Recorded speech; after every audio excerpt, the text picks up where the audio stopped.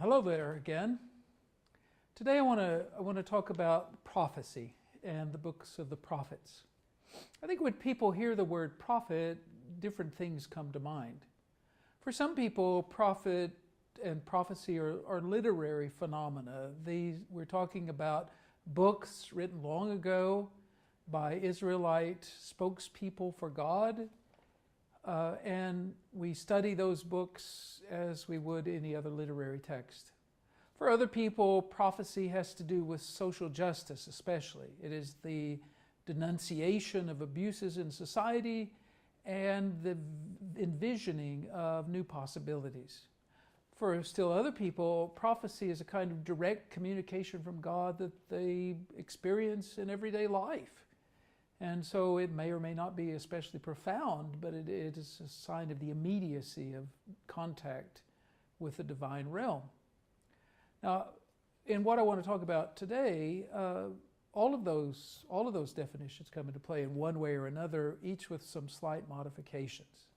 So let's step back from our conceptions of prophecy and look at what we have when we read the Bible as it talks about prophecy. First of all, we need to know that prophecy is something that is not unique to Israel or to the ancient world.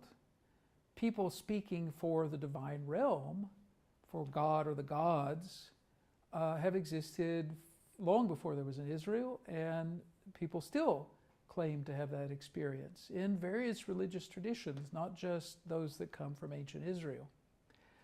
So, for example, if you go back to the second millennium BC, you have short prophetic texts that have survived from a town called Mari, a city on the middle Euphrates. These are 18th century BC texts in which a spokesperson, a man or a woman speaking for a deity, addresses the king about events that are shortly about to happen. And prophecy in this context is part of a whole set of practices through which human beings tried to understand what the gods were telling them. Practices that included divination, for example, the reading of the entrails of sacrificial animals, or astrology, the examination of the stars. In the first millennium BC, we have prophetic texts from a number of cultures, from Hamat, which is a city kingdom just north of Israel, mentioned in the Bible, and most famously from Assyria, in which again the prophetic texts are short oracles addressed to the king about events with which the king is concerned. For example, we have a prophetic letter to the king Assurbanipal, the 7th century BC Assyrian emperor who is mentioned in the Bible, in which we hear that the lady of Kidmuri, who is Ishtar, who in her anger had left her temple and taken residence in a place unworthy of her, relented during my reign, which Assur had presented to make perfect her majestic divinity and glorify her precious rights, constantly sent me orders through dreams and prophetic messages. This great ruler, Assurbanipal, most powerful man in the world of his time, believed that he was receiving communications from the gods about how to run his empire. That view actually is not so different from what we see in the Bible. You remember the story, for example, of Micaiah bin Imlah at the end of the book of 1 Kings. The story is that the king of Israel and Jehoshaphat, the king of Judah, have decided to go into battle against the Arameans, and they talk to one prophet after the other. They keep asking them on and on. They said, okay, should we do it? Will we be safe? Will we win? And the answer is yes, go, go, go, go. And Jehoshaphat says, he gets suspicious because when all the answers are positive, you do wonder what's going on because there are dangers involved in war. So he says, well, do you have anybody else? Ahab says, yeah, there's this one guy, Micaiah bin Imlah, but he always says the negative. You know, he's just absolutely a depressive kind of guy. He's always against me. Okay, well, that's the one we want to hear.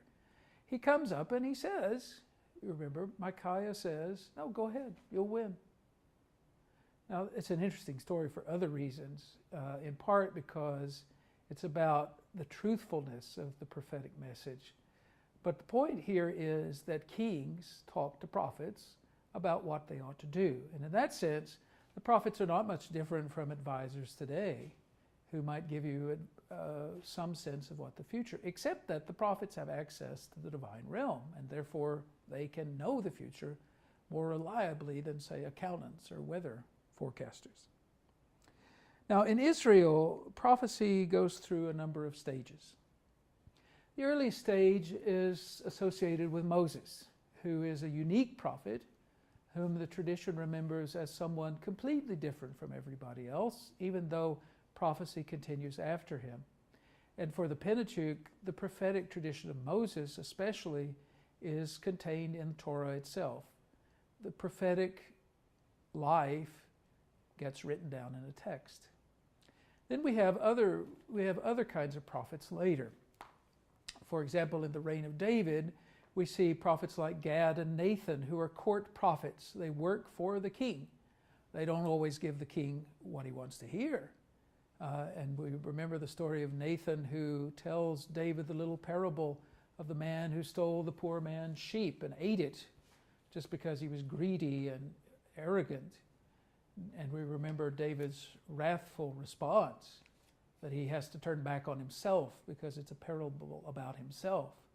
So the court prophets weren't always sycophants, but many of them were. And we see court prophecy not just in the David stories, but in Amos, for example, where he's one of a group of prophets working at the temple at Bethel, a royal sanctuary, and where his negative responses get him fired and deported, or at least all threatened with deportation.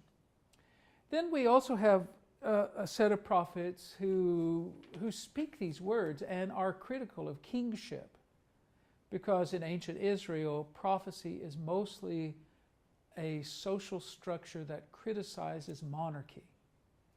And those are the prophets who are singled out as important.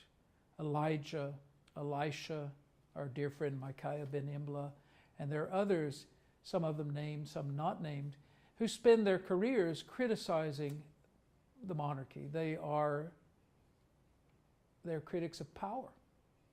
Some of those critics of power, like Elijah and Elisha, are also miracle workers, men who can perform great marvels. Then there is another set of prophets, and they're the ones whose legacy is the strongest, the prophets who left behind them written material. I should add here that there's a bit of a puzzle, really. Prophets don't have to be men.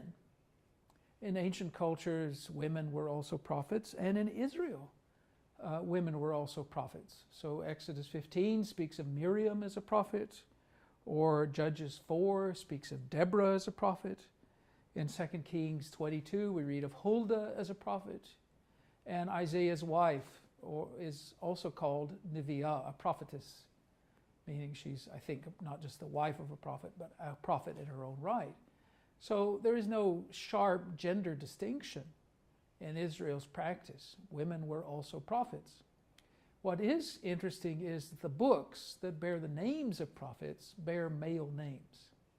That doesn't mean everything in them was written by those men. It doesn't mean that only men wrote the things in those books, but men are the people whose names are given to those books. Why? Why? Well, I don't think we know why exactly. One possibility is that men are the people who had disciples, because after all, if you're going to say stuff, it would be nice if somebody wrote it down. Writing it down, collecting it, passing it on, that implies followers. It implies people who are connected to you in some way. Maybe men were the ones who had those connections. Maybe literacy was connected mostly to men, and it wouldn't be surprising that in an ancient culture, mostly men were the ones who learned to write. But the truth is, we don't know, and we shouldn't draw too many conclusions. Now, what about the writing prophets? What we have are, of course, not so much the prophets themselves. We have books. We have books that collect oracles by these various people. Over the next couple of weeks, we're going to talk about some of those books, but I just want to make a couple of observations now. One observation is, again, we should not assume that all the things in the book bearing the name of a particular person were written by that person. In truth, we know in some cases that they were not. You read, for example, the book of Jeremiah. Let's take Jeremiah for a minute. There's a story in Jeremiah chapter 36, according to which Jeremiah gets what I like to call the world's first book review. He has his scribe Baruch write up all his oracles in some sort of arrangement. He brings those oracles to the king. The king has the scroll read to him. Yeah, maybe the king can't read himself, who knows? But he has the scroll read to him, and at the end of each column on the scroll, he takes out his knife and he cuts off the column and throws it into the fire. Now, that reminds me of the old joke when the Revised Standard Version was being published in the late 1940s. There were fundamentalist Christians who burned copies of that Bible because it wasn't the King James Version. And one of the translators was asked, well, what do you think about them burning the Bible? And he said, well, the translation of the Bible, he said, well, they used to burn the translators. So I think this is an improvement. Maybe Jeremiah felt that way too. Or maybe he thought that was just too far to go for a joke. But anyway, this world's first book review was a very negative one. The king hated what the prophet said. There's an interesting set of lines, though, at the end of chapter 36 of Jeremiah, and I encourage you to read them. The line is that then Jeremiah took another scroll, and he dictated the words that were in the first scroll, and he added to them many other things. Now you ask yourself, many other things. What does that mean, many other things? Did he simply write down the original scroll word for word and then tack a bunch of things on at the end?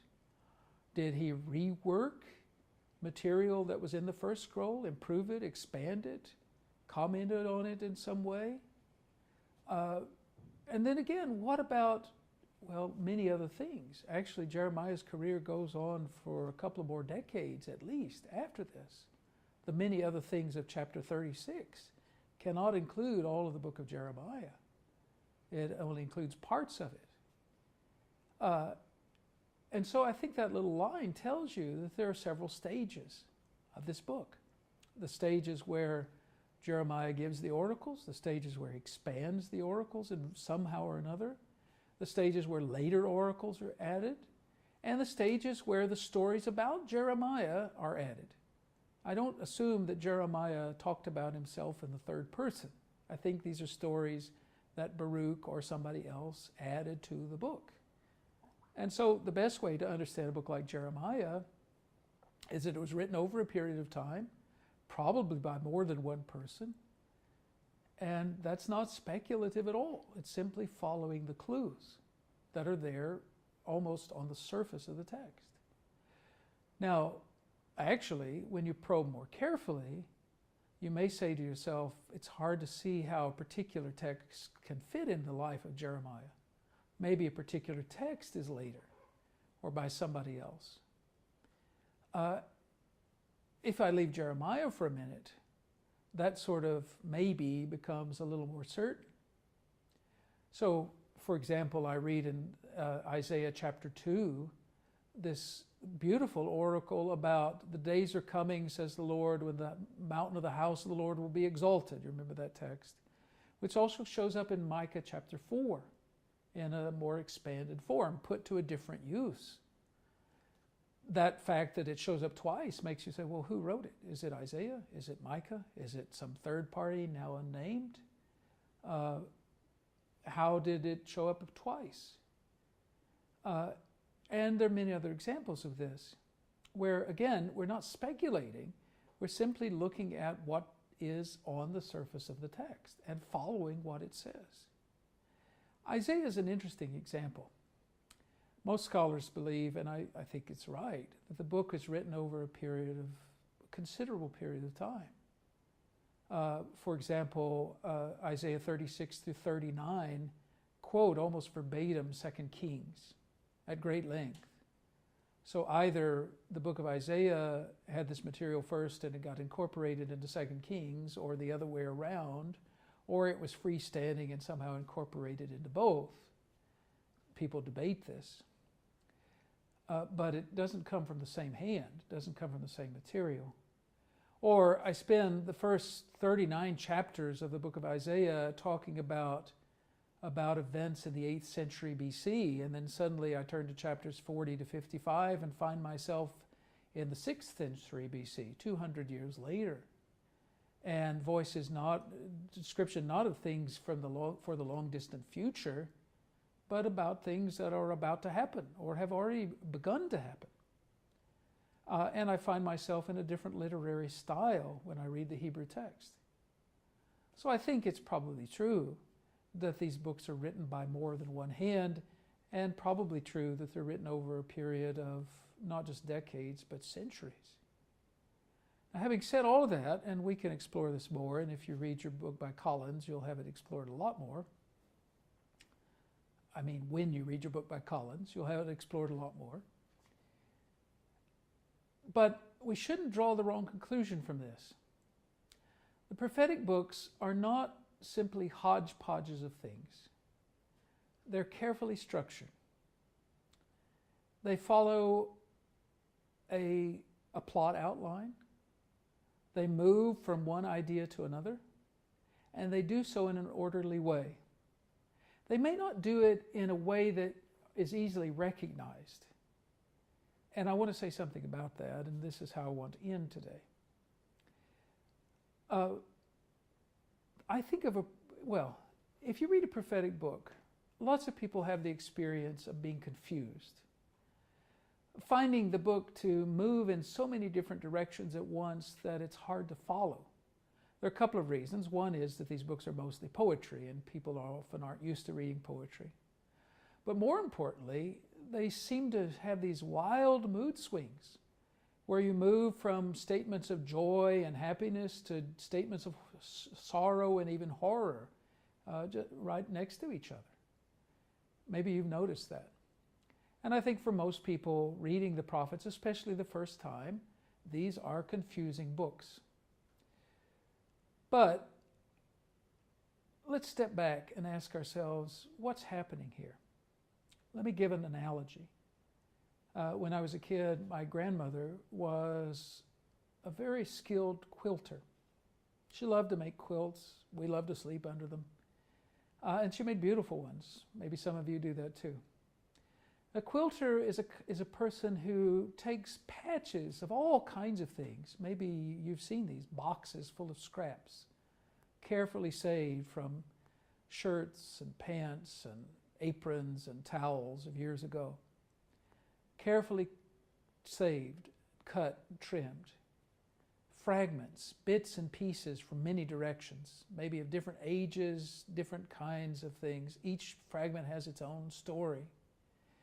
The quilter's job is to take a pattern that is in her head and turn it into an object using these scraps, sewing them together to form this pattern so that the story of each scrap is preserved and something completely new is also created. I think that's what's happening in these prophetic texts. Images, ideas, poems that come from different places, have different original purposes, are woven together in this beautiful quilt, this work of art that we call the prophetic book. Now, so our job is then to think about what is each fragment, what is each scrap of material, but also what's the overall pattern. How do you move through these various books? And I'm going to talk about that in the next videos. Thanks a lot.